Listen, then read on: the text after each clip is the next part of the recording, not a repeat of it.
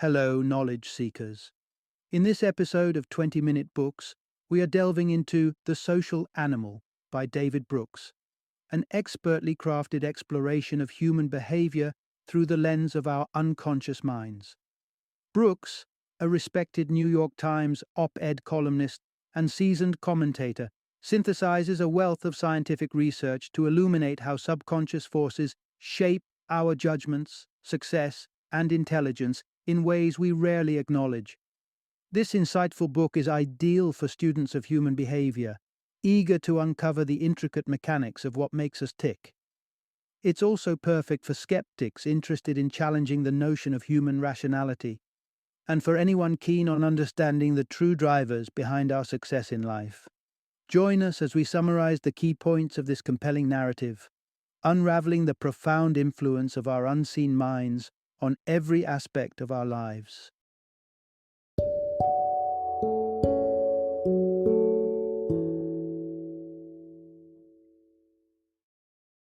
The Social Animal: The Hidden Sources of Love, Character, and Achievement. Introduction: Exploring the unseen forces shaping our decisions. Have you ever noticed how different sounds at a supermarket seem to guide your shopping experience? Perhaps the gentle echo of ocean waves in the seafood section, or the subtle sounds of a jungle while browsing the fruit aisle. These are not just random background noise. They are a calculated part of the shopping environment designed to influence your behavior. But why is this important? It highlights a profound and often missed truth about ourselves. A significant part of our actions and decisions are influenced by external factors we're barely aware of. This exploration into our subconscious drivers offers some astonishing insights. Firstly, the logic behind attraction isn't as broad and mystical as it might seem. Often, the love of your life might not be discovered through fate in a distant land, but rather could be someone living much closer than you think, possibly a person you've already met in your daily routines. Additionally, have you ever considered that the decision-making abilities of people in critical roles, like judges, could be significantly affected by something as simple as how often they eat?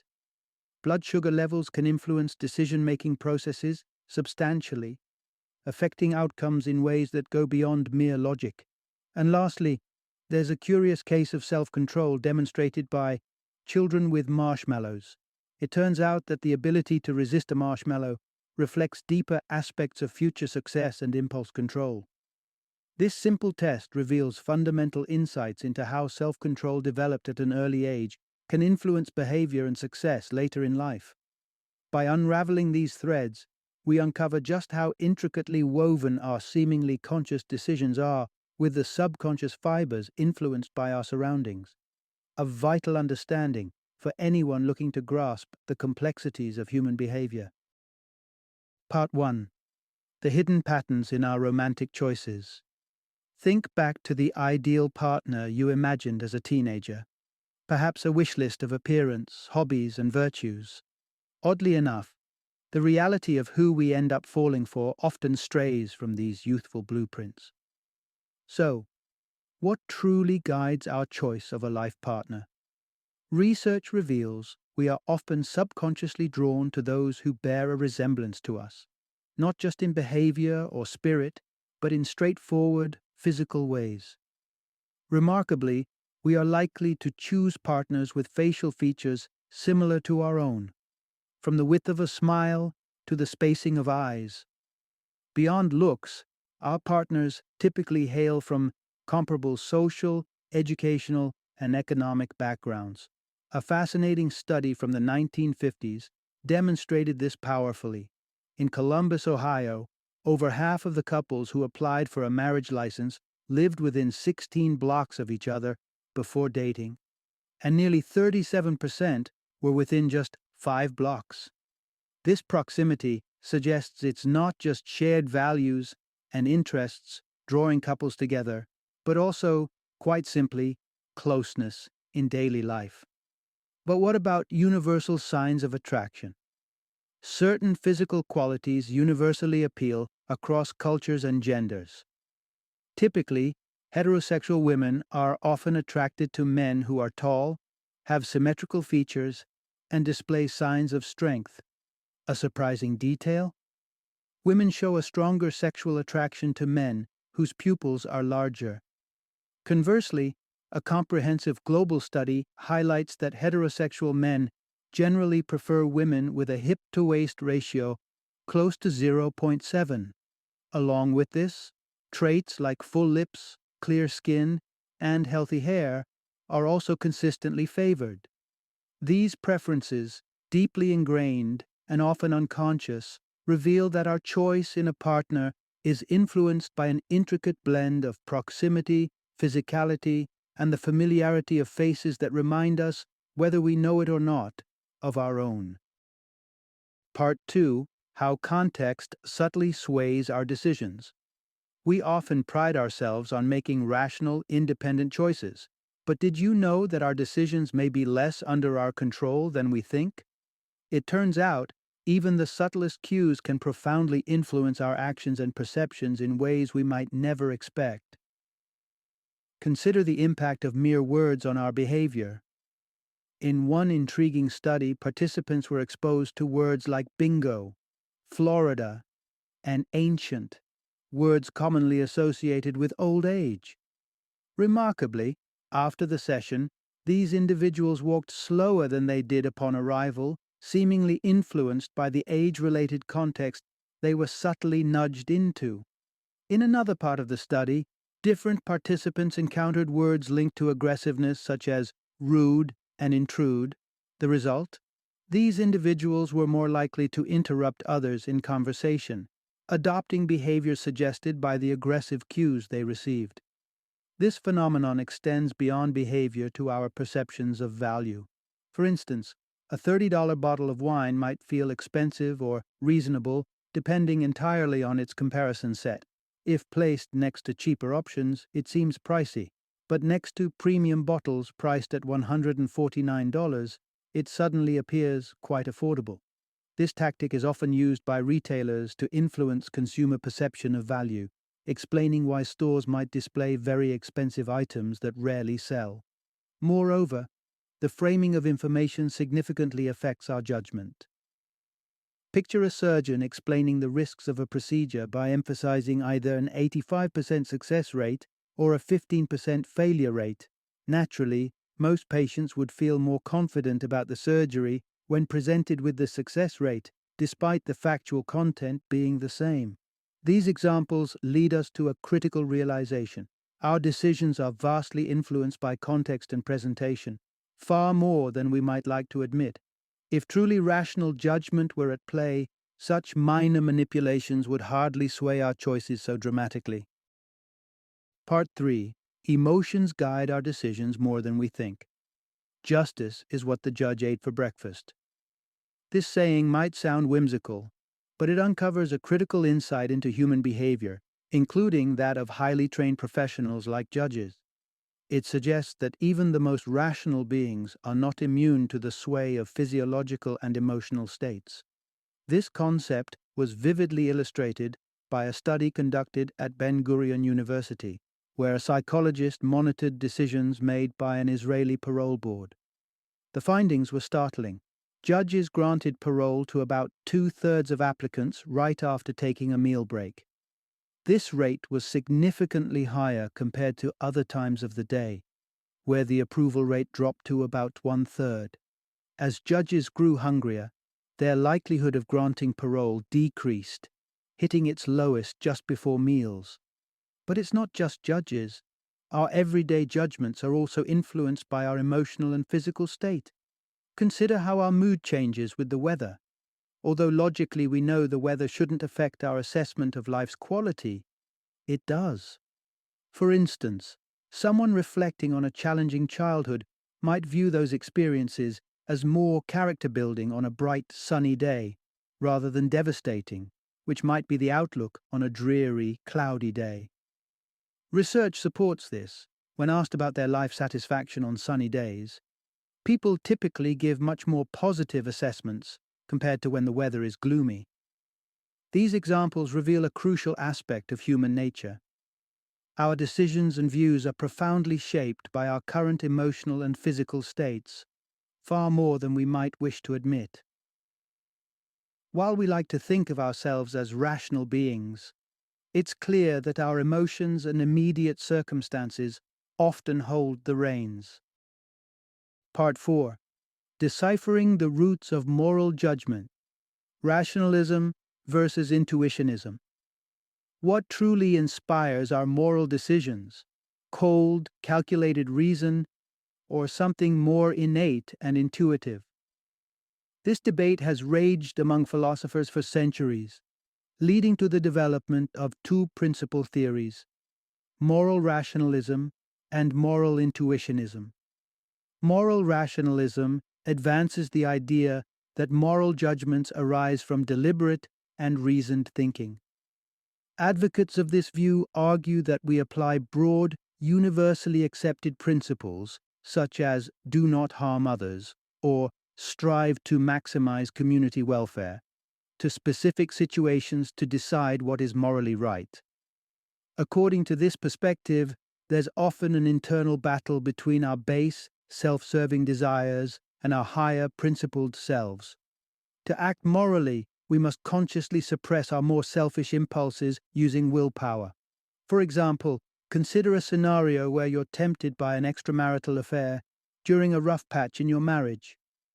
Rationalism would suggest that it's your moral duty to remember and adhere to the principle of fidelity, despite any immediate temptations. On the flip side, moral intuitionism posits that our moral judgments stem more from instinctual feelings than from rational deliberation. This theory emphasizes that not all impulses are selfish. Some are inherently moral. Proponents of intuitionism believe that humans possess an intrinsic moral compass, an intuitive sense of right and wrong that often manifests as spontaneous feelings of empathy or fairness. In this view, the conflicts we experience are less about reason versus desire and more about competing intuitive reactions. Using the same example, intuitionism would argue that the guilt felt over the mere thought of accepting the date with someone else, before any explicit ethical reasoning kicks in, stems from an innate moral sense, signaling that the action could be wrong. These two theories illuminate the complex mechanisms behind our moral reasoning, illustrating that our decisions may be influenced by both calculated judgments and deep-seated instincts. Whether driven by rational thoughts or intuitive feelings, understanding these dynamics helps us navigate the ethical landscapes of our lives. Part 5. Intuition trumps rationality in moral decision-making. The long-standing debate between moral rationalism and intuitionism raises an intriguing question. Which supports our ethical behaviors more effectively, reason or intuition? Observations and studies suggest that intuition plays an unexpectedly dominant role in shaping our moral judgments. Consider the case of psychopathic individuals who often retain their reasoning abilities yet demonstrate a striking lack of moral conduct. Unlike most people, who have a visceral emotional response to seeing someone, especially a child, in distress, characterized by increased blood pressure and sweaty palms, psychopaths remain unfazed. This divergence suggests that moral understanding and empathy, rather than purely cognitive processes, are crucial in guiding ethical behavior. The absence of emotional engagement in psychopaths correlates with poorer moral standards, despite possessing cognitive abilities on par with non-psychopathic individuals. This points to a critical role for intuition, a rapid, often unconscious emotional response in moral decision-making. Indeed, experiments at the Max Planck Institute for Psycholinguistics provide further evidence of this. When participants were exposed to declarations on controversial moral issues like euthanasia or abortion, they exhibited immediate evaluative reactions within just 200 to 250 milliseconds, before they could have engaged in any substantive, rational deliberation. This quick-fire response underscores how intuition, rather than deliberate thought, often anchors our moral judgments. Moreover, even in infancy, a stage devoid of developed reasoning faculties, we can observe intuitive moral reasoning. In an experiment, babies were shown a scenario involving puppets, where one puppet attempted to climb a hill, another helped, and a third hindered.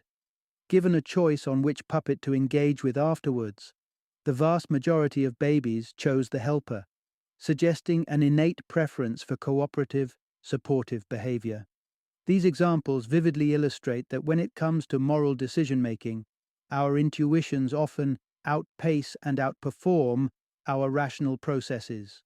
These insights not only broaden our understanding of moral psychology, but also challenge us to reconsider how we cultivate and judge ethical behavior in society.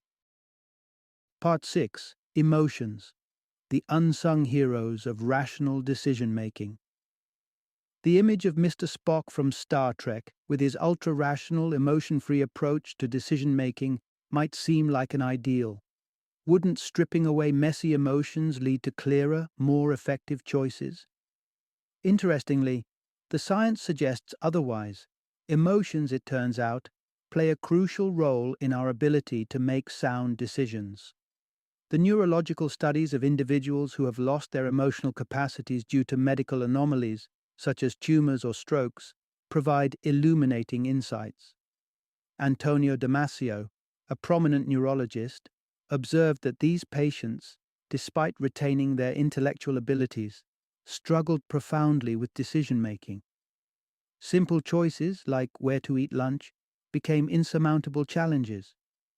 More critically, when decisions were made, they tended to be poor ones, leading to disastrous personal and financial outcomes.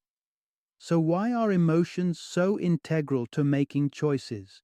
Emotions help us assess the subjective value of our options, a key element in efficient decision-making. For instance, consider the instinctual feelings of fear or anxiety when picturing oneself diving from a high cliff. These emotions are not just arbitrary feelings, but valuable feedback mechanisms. They warn us of potential risks, guiding us away from harm and towards safety. Damasio's research highlighted that without emotional input, his patients lacked the necessary incentives to choose wisely between various options. To them, the risk of a life-threatening leap felt as negligible as a leisurely walk in the park, because their emotional signaling systems, which should warn them of danger, were impaired. Thus, contrary to popular belief, emotions are not hindrances, but essential tools in our decision-making arsenal. They enable us to navigate our choices, not just with cold logic, but with a sense of personal stakes, enhancing our ability to choose wisely and well. Part 7. The inherent need for connection. How social interactions shape us. Humans are quintessentially social creatures, wired for connection from the very beginning. Our very existence and identity hinge significantly on our interactions with others, more so than we might initially believe. From the moment of birth, the relationships we foster, particularly with our parents, play a pivotal role in shaping our personalities. It's through these formative interactions that a child begins to develop a sense of self. For instance, when parents mirror their baby's actions, like smiling when the baby smiles, or looking where the baby looks, they are participating in a vital exchange that supports the child's emotional and social development. This mirroring isn't just beneficial, it's essential due to the way human brains are structured. Our brains are adept at picking up social cues, responding to them, and seeking feedback. This is made possible by what are known as mirror neurons. These special neurons activate both when we perform an action and when we see someone else perform the same action, creating a bridge between observation and experience. For example, seeing someone smile not only makes us understand the gesture, but often makes us feel happier, as our mirror neurons simulate the smile internally. The speed at which these processes occur is astonishing. Research has indicated that it takes just 21 milliseconds for an average college student to align her movements with those of her friends. Moreover, Our innate tendency to conform to group norms reveals another layer of our social wiring. A classic demonstration of this was seen in the line length experiment, where 70% of participants conformed to a majority opinion that blatantly contradicted their own senses, under the influence of a group insisting that 3 lines of different lengths were the same. These insights into human behavior underscore our profound need to connect with and relate to others, highlighting just how much our social environments influence our perceptions, actions, and understanding of ourselves. Part 8. The Powerhouse of the Unconscious Mind. Imagine an iceberg floating serenely across the ocean. What you're seeing above the water surface represents just a small fraction of its total mass, much like how the conscious mind operates, as famously analogized by Sigmund Freud, the father of psychoanalysis. Beneath the water lies the bulk of the iceberg, unseen yet immense, akin to the human unconscious mind. The capabilities of our unconscious mind are staggering. While the conscious mind can process approximately 40 information bits per second, the unconscious mind deals with a colossal 11 million bits in the same amount of time. In terms of data processing, the conscious mind's capacity is a mere drop in the ocean compared to the unconscious. This overwhelming processing power of the unconscious is not just a fascinating trivia, it plays a crucial role in our everyday functioning. Take the example of driving a car, a task so complex that it would be unmanageable if we had to rely solely on our conscious minds. Thanks to the unconscious, many of the necessary motor and perceptual processes occur without our active awareness, allowing us to make quick decisions and perform complex maneuvers almost reflexively. The speed and efficiency with which the unconscious mind operates equip us for remarkable accomplishments. Our brains constantly absorb and process vast amounts of data, much of it beyond our conscious understanding or awareness. This phenomenon is vividly illustrated in professions like chicken sexing in poultry farms.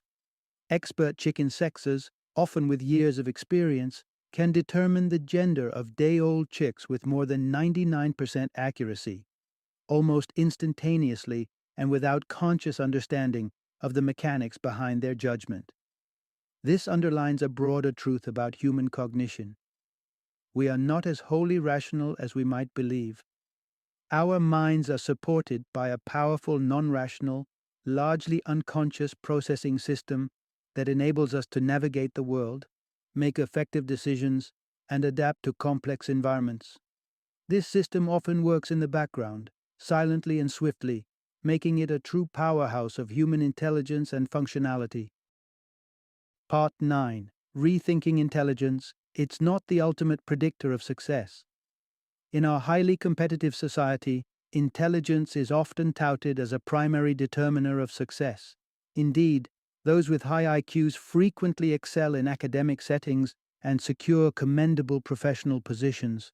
But does this mean that higher intelligence ensures a broader life success, including happiness, meaningful relationships, or groundbreaking achievements? The evidence suggests otherwise. It's crucial to recognize that a high IQ does not guarantee a thriving personal life.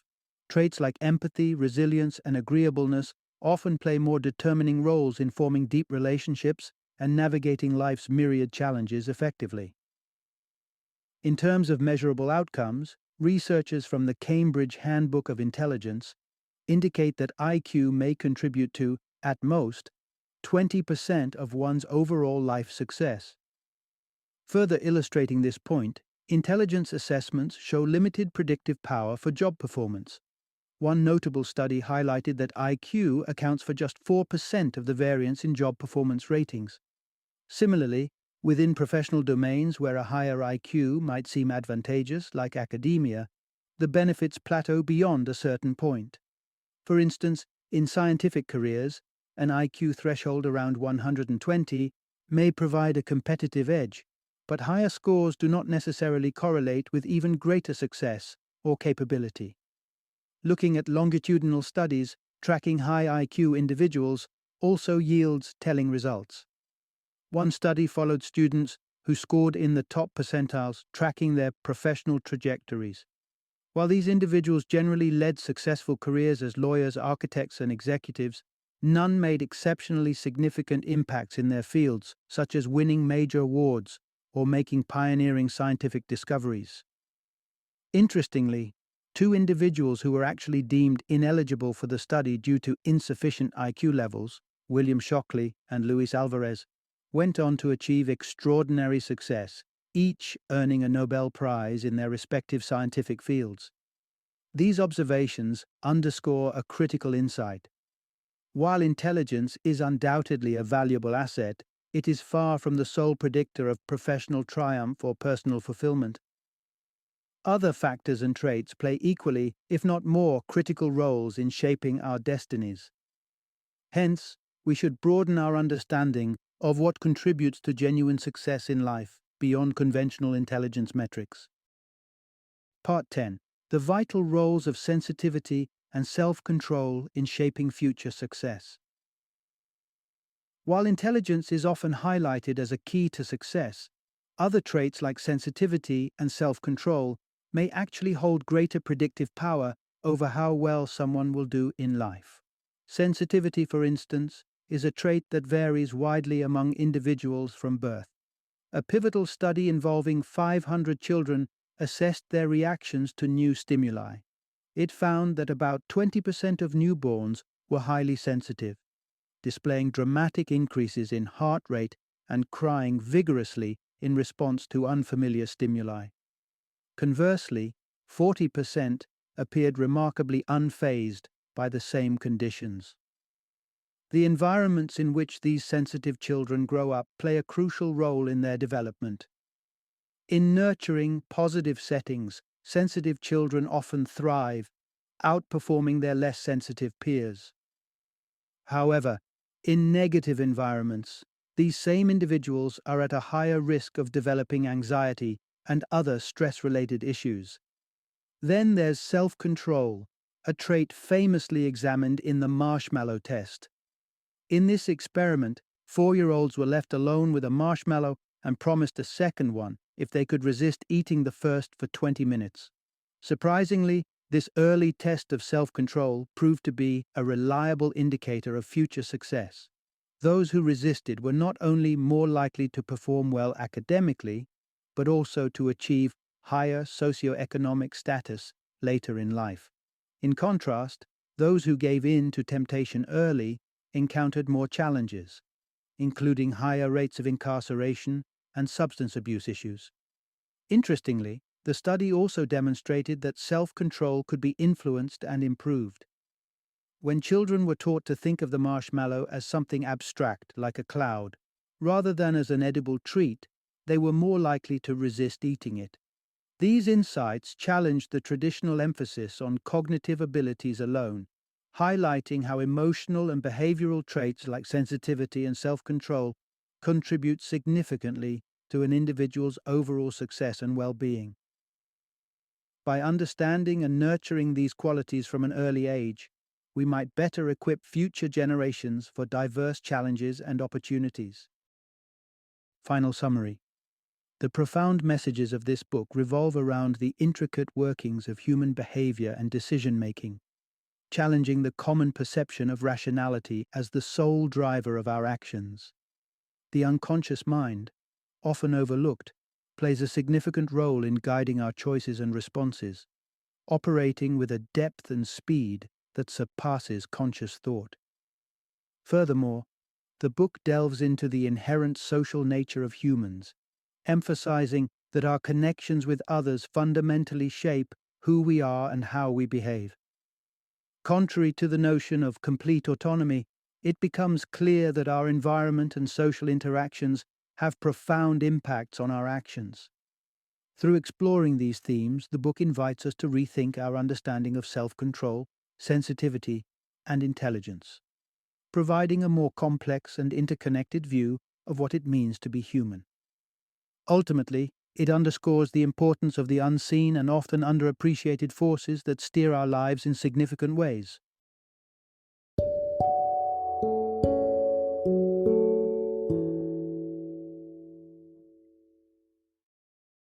Thank you for joining me today on this journey of learning and discovery as we explored the insights of another thought provoking book in our growing library of knowledge. If you've enjoyed our time together, please take a moment to follow our podcast, give us a 5-star rating, and share 20-minute books with other knowledge seekers. Your support truly means a lot. Don't forget to join me again in the next episode, where we will delve into another enriching book. Until then, happy reading and happy listening.